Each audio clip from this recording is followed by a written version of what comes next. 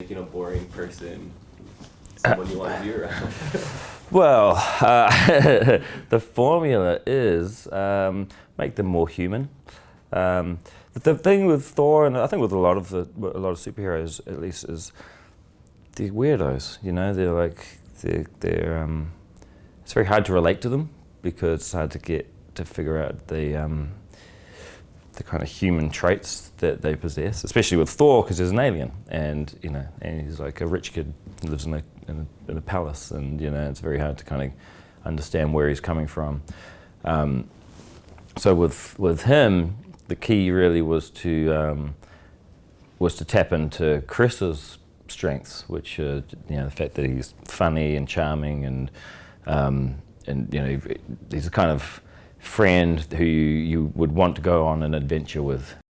Yeah, it's really and that's how we tried to make it.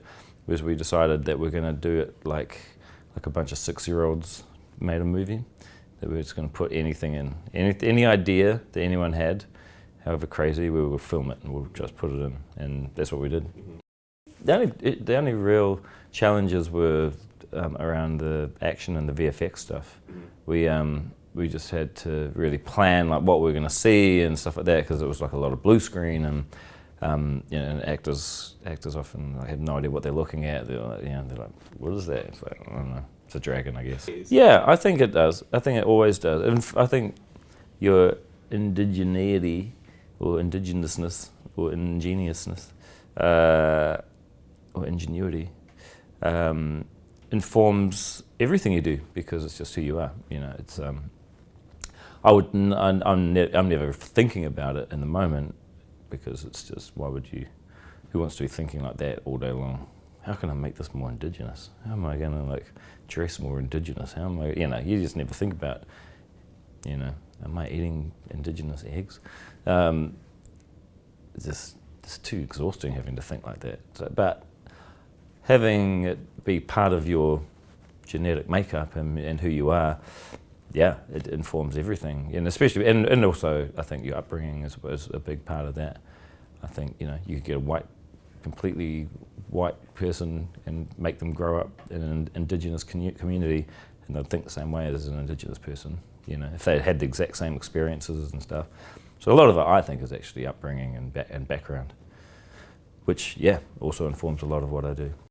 They want the best person for the job, but they were aware that that obviously with comic books in general, there's never been a huge amount of diversity in them, and so they wanted to try and increase that in their films.